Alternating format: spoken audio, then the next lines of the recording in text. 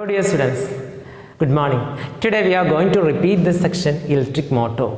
So as some of them have some doubt in the section, let us discuss it again.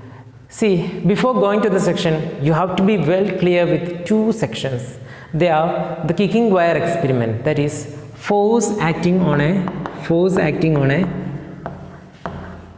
current carrying conductor placed in a magnetic field. Do you remember this topic? Force on a current carrying conductor placed in a magnetic field. What was that one? That is the kicking wire experiment. We know a conductor that is placed in between a horseshoe magnet, that is in a stand. A conductor was placed and it is allowed to freely move, and this conductor is given with a external circuit and a rheostat is connected to this circuit, and we find that this conductor moves backward and forward and backward accordingly when the current flows through it, isn't it? Do you remember that experiment? So just go through this experiment, then only you will understand the topic electric motor. So when we are discussing this experiment, we just discussed what is Fleming's left hand rule. What was Fleming's left hand rule? Fleming tells us that when a current carrying conductor is placed in a magnetic field, it experiences a force, and the direction of the force is given by Fleming's left hand rule. That such that stretch your left hand, then central finger, which gives the direction of current. C for current. Central finger for current. Forefinger represent magnetic field. Forefinger represent magnetic field. Then thumb represent the motion, direction of motion or force.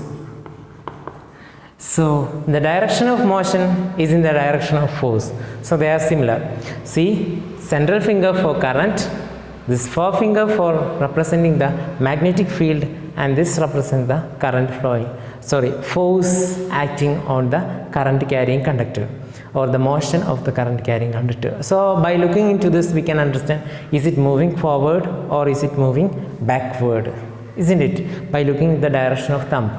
So these two things, that is force acting on a current carrying conductor placed in a magnetic field and Fleming's left hand rule, these two things you have to know before entering to the topic electric motor. So basic principle of electric motor is that when a current carrying conductor is placed in a magnetic field, it experiences a force. That is the principle, that is the basic point. That is, when a current carrying conductor is placed in a magnetic field, it experiences a force. And now construction. For constructing this electric motor, we need, as we told, it should consist of a magnetic field. Therefore, we should have a magnet which consists of a north pole and south pole. So that is the first one in the construction. So we need a magnet. Then we need a conductor, isn't it? The conductor is in the form of a rectangle. So here is the conductor. Okay. And this conductor, that's named A, B, C, D. Let me look, is it named so itself in your last video? Let me check. Yes, fine. A, B, C, D. A, B, C down here, D. Yes, fine. It's as in your last video itself. Now, see, we got a magnet, a conductor. Now we have to give a supply, isn't it? It should carry current. A current carrying conductor placed in a magnetic field experiences a torque or force. Therefore, we have to give a supply. Before giving to supply, we are allowed to pass this current through two rings rings R1 and R2. And from here there is a sliding contact, that is brush 1 and brush 2. So it consists of magnet, an armature coil. This conductor is called armature coil. It's rectangle shaped conductor, and it is connected into a ring inside of the ring. See here. And from there the current is passing through sliding contact by brushes B1 and B2. Now here this is connected into a battery source. So in between this battery source we can increase or decrease current by introducing a rheostat. So it consists of magnet, an armature coil, then rings R1 and R2, brushes B1 and B2, and a supply, that is a battery source. Then here a rheostat in order to increase or decrease the resistance, hence the current. If we increase or decrease resistance, accordingly current will increase or decrease. If we increase resistance, current will decrease. If we decrease resistance, current will increase. So this is the experimental setup. Now see, we already know that when current passes through a conductor which is placed in a magnetic field, it experiences a force, isn't it? See, the direction of current, that is from positive to negative. So here from positive, current starts to flow in this direction. Current starts to flow through the rheostat and reaches here in the B2, and from B2 it passes to R2. From R2, there is no contact here. From R2 the current passes through here and it passing through CB, the coil CB. Now here see, there is the presence of magnetic field. The direction of magnetic field is from north to south. So let us apply Fleming's left hand rule here. See, we know the direction of current and we know the direction of magnetic field. Direction of current is just vertically upward. Direction of magnetic field, it is from north to south, from here to here, north to south. And the direction of force, it will be inwards the board. So this will move inwards. As it moves inwards, what happens? The current, when it reaches here, it will be almost going like this. And see, suppose the current reaches in the coil AD, in the part AD.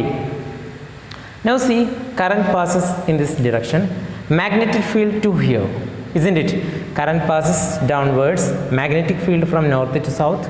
What is the direction of motion? Outwards the board, isn't it? Outwards of the board. So what happens? Already this coil moved little bit inside, and now this AD, the coil that is moving in this outwards direction. So it completes one rotation. How it happens?